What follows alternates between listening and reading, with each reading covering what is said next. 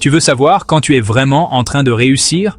Ce n'est pas quand les gens te félicitent, c'est quand ils commencent à te critiquer, te juger, te dire que tu as changé.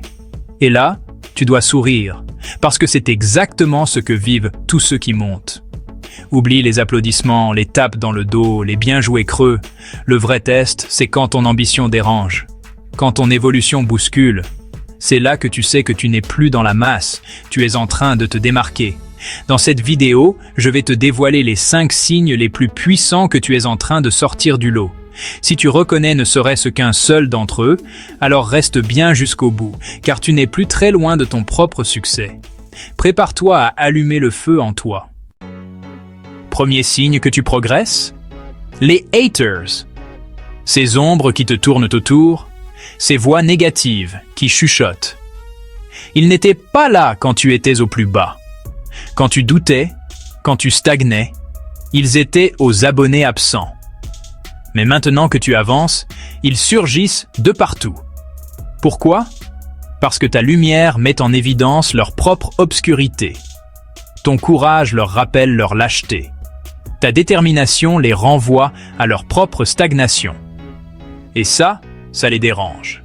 Regarde n'importe quel grand entrepreneur, artiste ou leader, Oprah, Elon Musk, Lady Gaga, ils ont tous des haters. Pas parce qu'ils font mal les choses, mais parce qu'ils osent.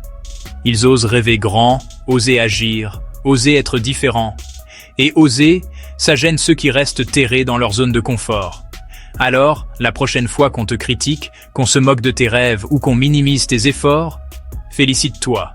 C'est le signe que tu es sur la bonne voie. Tu es en train de te construire une vie extraordinaire. Et ça dérange le troupeau. Si tu as déjà ressenti ça, si tu as déjà été critiqué pour ton ambition, écris. Je continue quand même en commentaire. C'est une déclaration de force. C'est un engagement envers toi-même.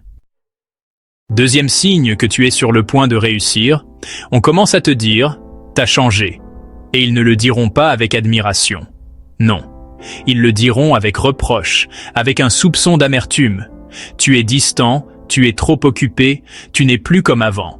Tu as changé, et pour eux, ce n'est pas une bonne chose. Mais ce qu'ils ne comprennent pas, c'est que ce changement, c'est ton élévation.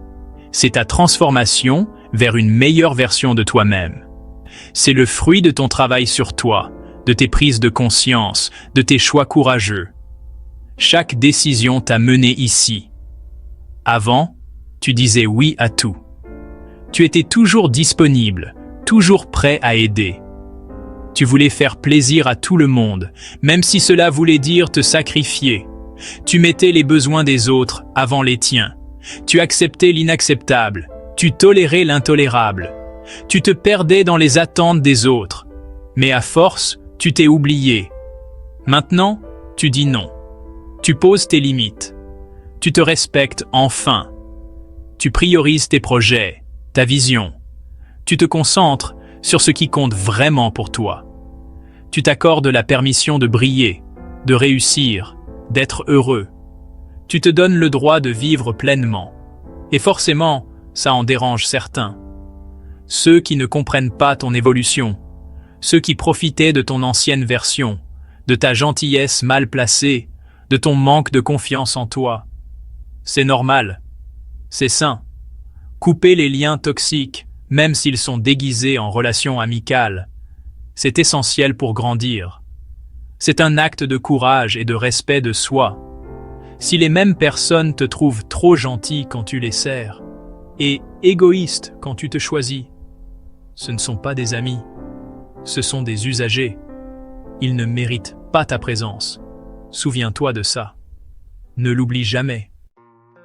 Troisième signe que tu es sur le chemin de la réussite, tu es de moins en moins disponible, tu déclines les sorties, tu choisis de dire non aux invitations sociales qui ne t'apportent rien de constructif, tu ne réponds plus tout de suite aux messages, tu prends le temps de réfléchir avant de répondre, car chaque minute compte. Tu n'as plus de temps pour les discussions inutiles, les ragots, les plaintes incessantes. Tu préfères te concentrer sur ce qui te fait avancer. Pourquoi ? Parce que tu es occupé à construire quelque chose de grand, de significatif, qui te passionne. Tu as compris que le temps, c'est la ressource la plus précieuse. Chaque seconde est une opportunité de progresser. Et tu refuses de le gaspiller avec ceux qui ne partagent pas ta vision, ton ambition, ton envie de dévorer la vie à pleines dents. Tu choisis tes compagnons de route avec soin. Warren Buffett disait « La différence entre les gens à succès et les gens très à succès, c'est que les très à succès disent non à presque tout. Ils savent que chaque oui doit être mérité. Et toi, tu es en train d'apprendre à dire non. Non aux distractions, non aux relations toxiques, non à tout ce qui te détourne de ton chemin. Non aux opportunités qui ne te font pas vibrer. Bravo, tu es en train de te forger un chemin unique. C'est un signe de courage, de clarté, de vision. Tu es déterminé à suivre ta propre voie. Tu sais ce que tu veux et tu es prêt à faire les sacrifices nécessaires pour l'obtenir. Tu es prêt à travailler dur, à persévérer. Fais ce test. Combien de temps as-tu passé cette semaine à faire avancer tes projets? Pas ceux des autres. Tes projets à toi. Ceux qui comptent vraiment pour toi.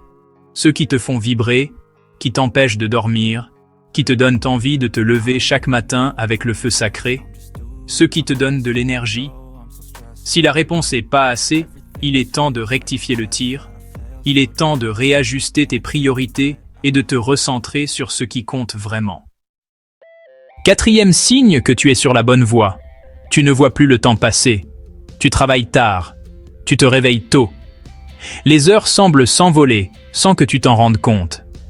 Tu es tellement absorbé par ce que tu construis que tu en oublies l'heure, le jour, la fatigue. Chaque seconde est une opportunité de créer, d'avancer, de réaliser quelque chose de significatif. Pourquoi? Parce que tu n'es plus dans l'effort. Tu es dans un état de flux où tout semble couler naturellement. Tu es dans la mission, une mission qui te donne un sens, une direction claire. Tu es connecté à ton pourquoi, à ce qui te fait vibrer au plus profond de toi. Cette connexion te donne une énergie inépuisable. Je me souviens d'une époque où je travaillais 14 heures par jour. Chaque heure était une nouvelle chance de progresser. Pas parce qu'on me l'imposait, mais parce que j'étais animé par une force intérieure, une passion dévorante. Mais parce que j'étais animé par une force intérieure, une passion dévorante. Cette passion me poussait à aller toujours plus loin. Le soir, j'étais plus en forme que le matin. Parce que chaque action, chaque minute passée à travailler sur ma vision, me remplissait d'énergie.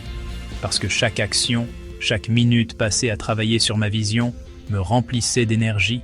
C'est ça, la différence entre le travail et la mission. C'est ça, la différence entre le travail et la mission. Le travail, c'est pénible. La mission, c'est exaltant. Quand tu es fatigué, c'est que tu es déconnecté de ton pourquoi. Quand tu es fatigué, c'est que tu es déconnecté de ton pourquoi. Tu es en train de donner ton énergie à des choses qui ne te nourrissent pas, qui ne te font pas vibrer. Tu es en train de donner ton énergie à des choses qui ne te nourrissent pas, qui ne te font pas vibrer.